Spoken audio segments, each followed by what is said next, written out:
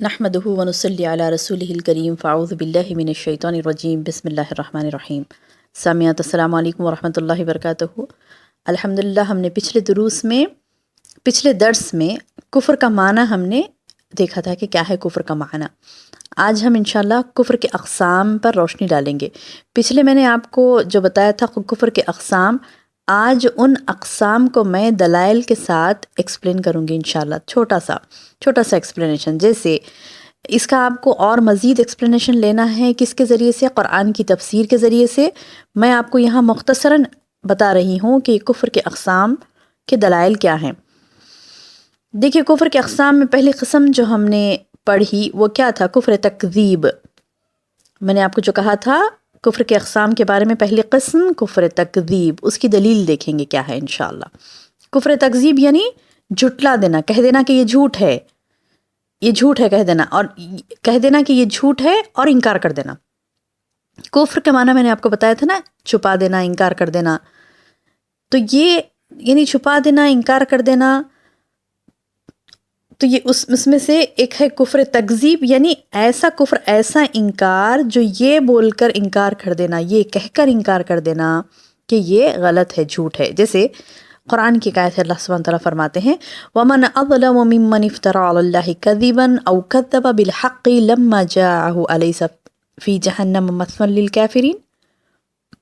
اور اس سے بڑھ کر کون ظالم ہے جو اللہ پر جھوٹ باندھے یا حق کو جھٹلا دے جب وہ اس کے پاس آئے؟ کیا ان کافروں کے لیے جہنم میں کوئی رہنے کی جگہ نہیں ہے؟ سبحان اللہ۔ اللہ تعالیٰ اس آیت میں فرماتے ہیں کہ اس سے بڑھ کے ظالم کون ہوگا جو اللہ پر جھوٹ باندھے گا۔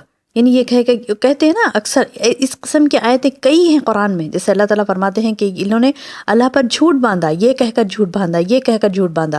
یعنی لوگ اللہ پر جھوٹی بات باندھتے ہیں اور یہ کہتے ہیں کہ ایک تو وہ ہوتے ہیں جو یہ کہتے ہیں کہ یہ اللہ کی بات نہیں ہے، یعنی اللہ نے ایسا نہیں کہا، تو نعوذ باللہ، جب کہ اللہ تعالیٰ فرماتا ہے قرآن میں صاف الفاظ میں، اور یہ کہتے ہیں کہ نہیں، یہ غلط ہے، نعوذ باللہ۔ تو نعوذ باللہ یہ کفر تکذیب ہے، یعنی ایسا انکار جو یہ کہہ کے انکار کرنا ہے کہ یہ جھوٹ ہے۔ تو یہ اطلاق کس پر ہوتا ہے؟ نہ صرف اللہ تعالیٰ پر، بلکہ اسلام پر، نبی صلی اللہ علیہ وسلم پر، تمام یعنی رسالت پر، نبوت پر اور آخرت پر، یہ تمام چیزیں۔ جب کسی نے اللہ پر جھوٹ باندھا تو خلاص، اس کے بعد وہ سب پر، یعنی سب کو جھٹلا رہا ہے، وہ حق کو، یعنی اللہ تعالیٰ کہہ لے رہے ہیں کہ او کذب بالحق اللہ کذباً، پہلے بولے اللہ تعالیٰ، یعنی اس نے اللہ پر جھوٹ باندھا، اس کے بعد کیا؟ او کذب بالحق، یا پھر کس کو جھٹلا دیا؟ حق کو جھٹلا دیا۔ اور حق کیا ہے؟ حق پہلے تو اللہ کی ذات ہے، اس کے بعد حق ہے کہ نبی صلی اللہ علیہ وسلم کو اللہ نے بھیجا، یعنی محمد صلی اللہ علیہ وسلم اللہ کے رسول ہیں، بھیجے ہوئے رسول ہیں، یہ بھی حق ہے۔ جہنم حق ہے، جنت حق ہے، آخرت حق ہے۔ تو تمام حق کو اس نے انکار کر دیا، اپنی زبان سے انکار کر دیا، تو یہ کافر ہے، بڑا کافر، کفر اکبر اس نے کیا۔ یہ کیا ہے؟ کفر تکذیب۔ چلیے آئیے دوسری مثال دیکھتے ہیں کفر کی۔ کفر تصدیق کے ساتھ انکار اور تکبر کا کفر۔ پچھلے درس میں نے آپ کو بتایا تھا نا، دوسری قسم کفر اکبر کی، تصدیق کے ساتھ انکار اور تکبر کا کفر۔ اس کی دلیل کیا ہے؟ اعوذ باللہ من الشیطان الرجیم وَإِذْ قُلْنَا لِلْمَلَائِكَةِ اسْجُدُوا لِآدَمَ فَسَجَدُوا إِلَّا إِبْلِيسَ أَبَىٰ وَاسْتَكْبَرَ وَكَانَ مِنَ الْكَافِرِينَ۔ سورہ بقرہ میں ہے نا، آیت نمبر 34۔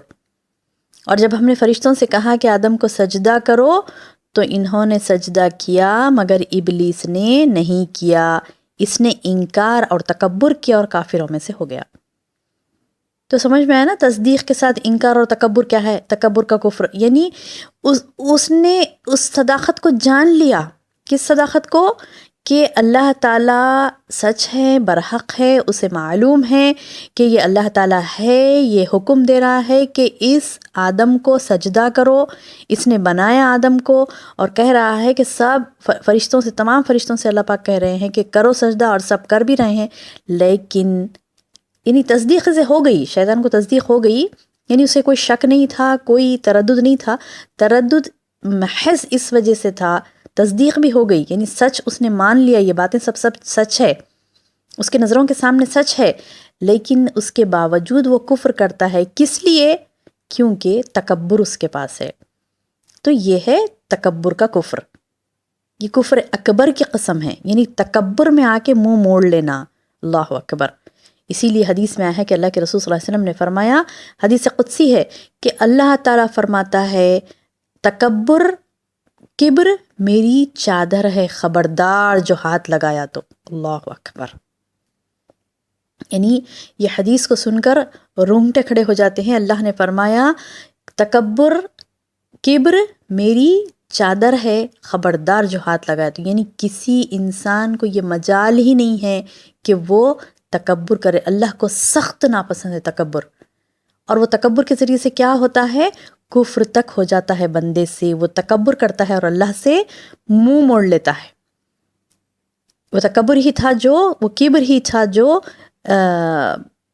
ابلیس کو جنت سے نکلوایا۔ وہ جنت میں فرشتوں کا سردار تھا، وہ فرشتوں کو درس دیتا تھا ابلیس، لیکن اس کو کس چیز نے نکالا جنت سے؟ اس کو تکبر نے نکالا، کبر نے۔ تو کبر بہت بری بلا ہے، اور یہ تکبر کس حد تک جا سکتا ہے؟ کفر کی حد تک جاتا ہے، اور تکبر کا اینڈ کیا ہے؟ کفر ہے۔ اور کیسا کفر؟ کفر اکبر۔ یعنی انسان تصدیق کرتے ہوئے، سچ جانتے ہوئے بھی انکار کر دیتا ہے محض تکبر کی بنا سے۔ تو اللہ تعالیٰ سے دعا ہے کہ اللہ تعالیٰ ہمیں ایسے کبر سے محفوظ رکھ لے۔ اور بہنوں، چھوٹا سا کفر جب کسی کے دل میں، چھوٹا سا تکبر جب کسی کے دل میں آتا ہے تو ہم یہ نہیں سمجھنا کہ یہ چھوٹی بات ہے، چھوٹا سا تکبر ہے، یہ چلے جائے گا، نہیں، بلکہ اللہ کے رسول صلی اللہ علیہ وسلم نے یہ بھی فرمایا کہ رائی کے دانے کے برابر بھی کسی کے دل میں تکبر ہے تو جنت میں اس کا داخلہ ممنوع ہے، داخلہ ہی نہیں ہے اس کا جنت میں۔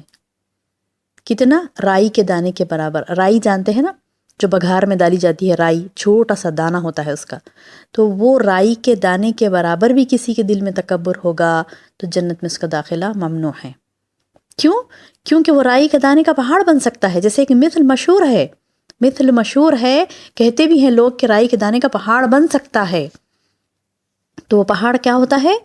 کفر اکبر تک چلا جاتا ہے۔ اور کفر اکبر وہ ہوتا ہے جو اسلام سے ایک ساتھ کے خارج کر دیتا ہے، ایگزٹ یعنی خروج کر دیتا ہے، اسلام سے خارج ہی کر دیتا ہے، نکال باہر پھینکتا ہے بندے کو اسلام سے۔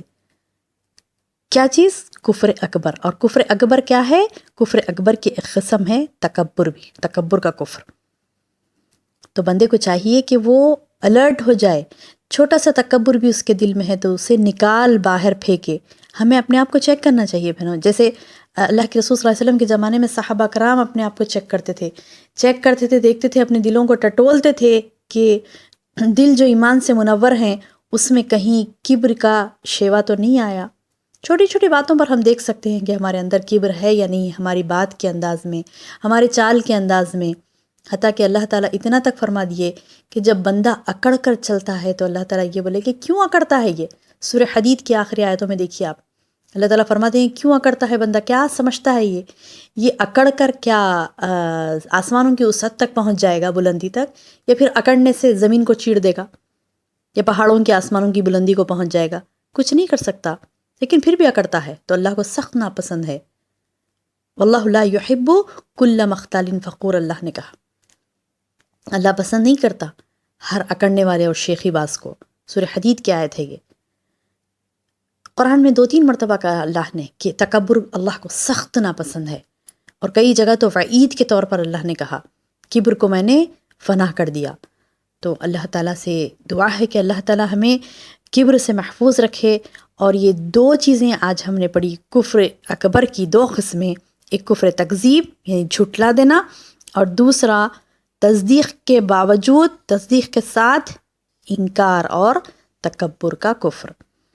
تو یہ 2 اقسام کے ساتھ انشاءاللہ آج ہم اپنے درس کو ختم کرتے ہیں۔ انشاءاللہ اگلے درس میں اور 2-3 قسموں پر انشاءاللہ روشنی ڈالی جائے گی۔ السلام علیکم ورحمۃ اللہ وبرکاتہ۔